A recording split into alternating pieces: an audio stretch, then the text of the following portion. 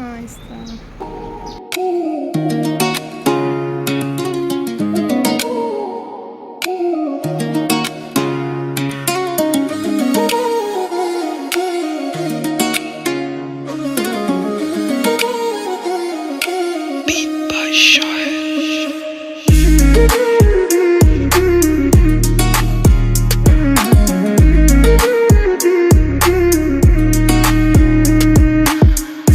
अस्सलाम वालेकुम जी, कैसे हैं सब लोग। उम्मीद है सब ठीक ठाक होंगे, खैरियत से होंगे। और जी मानसून आखिरकार स्टार्ट हो ही गया।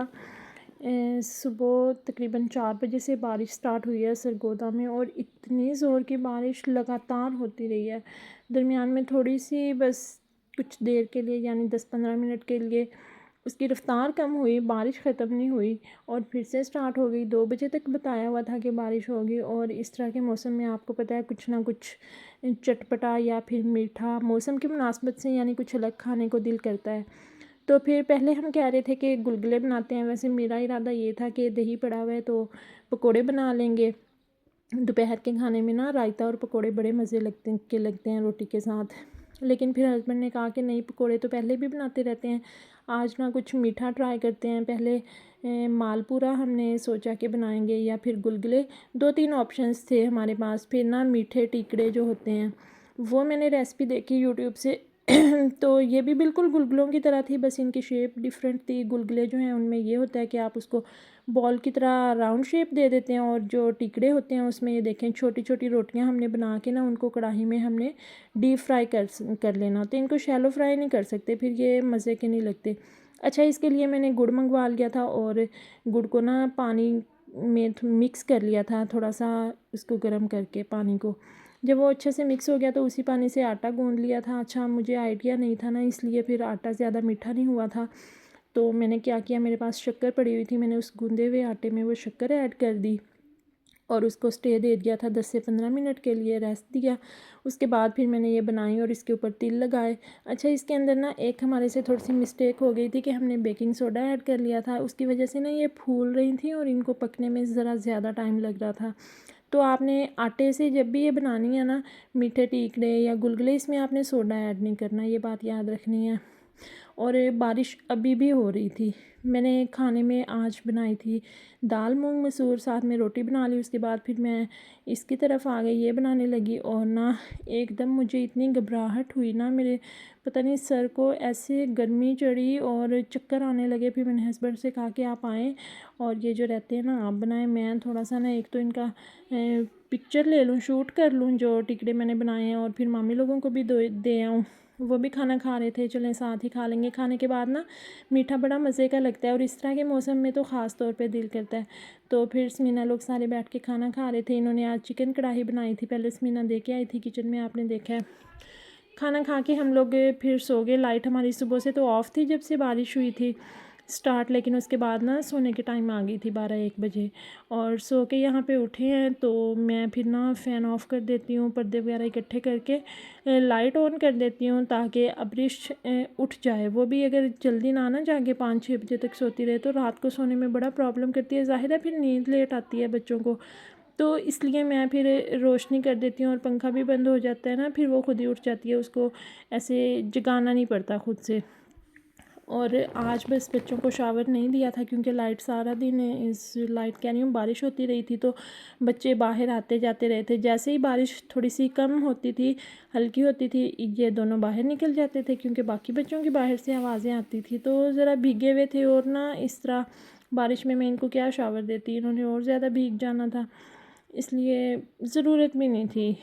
और उसके बाद फिर मैंने सोचा कि जो कपड़े पड़े हैं वो आयरन कर लेती हूँ। इसी स्टैंड पे आई तो यहाँ पे बहुत ज़्यादा खलारा पड़ा हुआ था, बच्चों की चीज़ें, गुड़िया और मोहम्मद के खिलौने, पत्थर, गाड़ियाँ, यानी जो भी कुछ उनका है ना, क्योंकि इसी के जो ड्रार्स हैं ना वो मैंने इन दोनों को दिए हुए टॉयज़ रखने के लिए, तो वो उसमें से निकाल के उसके ऊपर ही मोहम्मद ना अरेंज करके खेलता रहता है।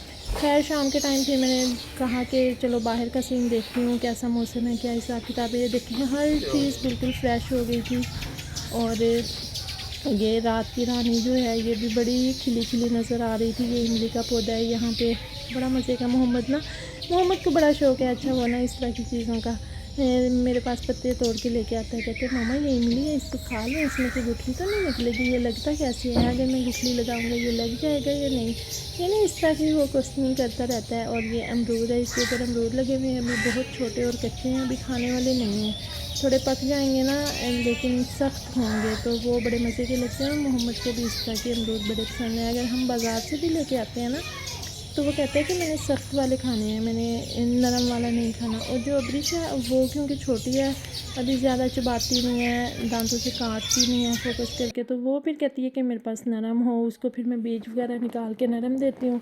और ये जी एक क्रोशिया से बनी हुई हाथ की चीज़ें हैं, यानी एक तो मशीन से भी क्रोशिया की चीज़ें बनती हैं ना, लेकिन ये हैंडमेड है। वो देखें, वो फूल था सूरजमुखी का और ये गजरा है हाथ पे बांधने के लिए। इतना ये मुझे अच्छा लगा, इतना अच्छा लगा। अभी अगर इसके अंदर रेड टच होता थोड़ा सा तो ये और ज़्यादा अच्छा लगना था। और ये छोटा सा ना बेबी बैग आप कह लें, जो हमारा मेन बैग होते हैं ना उसके अंदर रखने के लिए, जैसे वॉलेट टाइप होता है वो है। और ये है जी क्रॉस बॉडी बैग, ये ऐसे ना स्टार शेप में। अच्छा, ये सारा कुछ मेरी कज़न है अलीशा, मेरे मामू की बेटी, वो बनाती है। और ये है जी कुरान पाक का कवर उसने बनाया है, माशाल्लाह बहुत प्यारा, बहुत मेहनत कर रही है बच्ची। अल्लाह ताला इसकी मेहनत को कबूल करे। और मैं तो कहती हूँ कि इसका यही आर्ट इसको बहुत आगे लेके जाए। मैं उसे कहती हूँ अपना कोई पेज बनाओ, कुछ करो, अपनी मार्केटिंग थोड़ी करो, तो ताकि लोगों को पता चले और वो तुम्हारे से चीज़ें बाय करें। कह रही थी हाँ जी बाजी करूँगी इंशाल्लाह। फिर मैंने उसे कहा चलो मैं ना अपनी ऑडियंस को भी दिखाऊंगी, मुझे दो अपनी चीज़ें ना, इनकी मैं पिक्चर्स वगैरह बनाती हूँ। और जी फिर बस शाम के टाइम में ये सब कुछ उसकी चीज़ों की पिक्चर्स बना के लाई, वीडियो बना के लाई, आप लोगों से शेयर किया। आप लोग बताइएगा कैसी लगी। अगर कुछ बाय करना हो तो आप लोग कमेंट कीजिएगा, फिर मैं आपको बता दूँगी कि कैसे कांटेक्ट करना है आपने उसके साथ। फिर मैंने आके शाम को रोटी बनाई, बर्तन वगैरह धोए, सब कुछ निपटाया, व्लॉग एडिट किया और फिर हम सो गए। सुबह उठे तो हस्बैंड आज आए हुए थे इधर खजूर के दरख्त के नीचे, तो मैं भी आ गई। मैंने कहा आप क्या कर रहे हैं। ये ना मोहम्मद को बड़ा शौक़ है ये जो खजूरें गिरी हुई होती हैं ना इनको खाने का, तो वो मोहम्मद के लिए उठा रहे थे। पड़ी तो काफ़ी ज़्यादा थी, लेकिन ना वो बारिश की वजह से थोड़ी गली हुई थी। उनका जो जो हिस्सा ज़मीन के साथ लगा हुआ था ना वो ऐसे गल सा गया था, तो वो वाली नहीं उठा रहे थे, बस साफ़ साफ़ इन्होंने उठाई हैं। कहते मोहम्मद सो के उठेगा ना बड़ा खुश होगा। और माशाल्लाह मोहम्मद ने सारी शौक़ से खा ली थी। अच्छा, पहले ऐसा होता है कि जो हमारे बाकी हमसायों के बच्चे हैं ना वो आके सुबह सुबह इधर से विज़िट करके इकट्ठे करके ले जा चुके होते हैं। मोहम्मद क्योंकि देर से जागता है, जब वो आता है टोकरी लेके और अब्रिश उसके पीछे पीछे टोकरी लेके आती है, तो यहाँ पे कुछ नहीं पड़ा होता है, ऐसे ही चले जाते हैं। तो ये देखें माशाल्लाह कितने फ़्रेश और इतना ये टेस्टफुल है ना। तो आज फिर इसके बाबा ने देखा, मोहम्मद के बाबा ने, कि पढ़े हुए हैं, तो इन्होंने इकट्ठे कर लिए। और जी ये सुबह का टाइम है, सूरज निकल आया है लेकिन अभी नज़र नहीं आ रहा, हल्के फुल्के से बादल हैं। और ना ये देखें यहाँ खेत में पानी बिल्कुल खड़ा हुआ है। अच्छा, हमारे यहाँ तो फिर भी इतना नहीं, ज़मीन कच्ची है, खुला इलाका है, पानी इधर उधर चला जाता है, लेकिन शहरों में तो ऐसे गलियाँ पानी से भरी हुई हैं और लोगों के घरों जो घर नीचे हैं वहाँ पे पानी एंटर हो चुका है, फर्नीचर ख़राब, हर चीज़ इस तरह ना बहुत बुरा हाल है। खैर अल्लाह ताला सबको महफूज रखे और अपनी पनाह में रखे। किसी के घर की छत गिर रही है, इतने ज़्यादा वाक़यात कल रिकॉर्ड हुए हैं। अल्लाह सबको अपनी पनाह में रखे। ओके जी, आपसे इंशाल्लाह कल मुलाकात होगी। अल्लाह हाफ़िज़।